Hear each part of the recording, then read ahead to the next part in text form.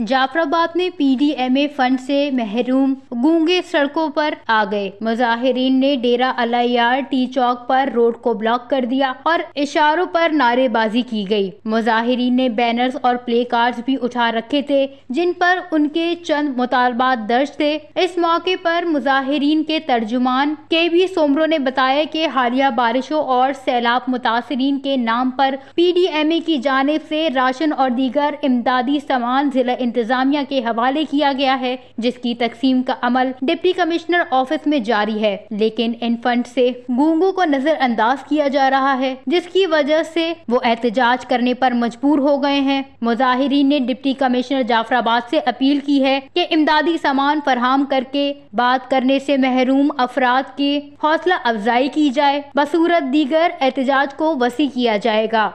वश न्यूज़, जाफराबाद, बलूचिस्तान।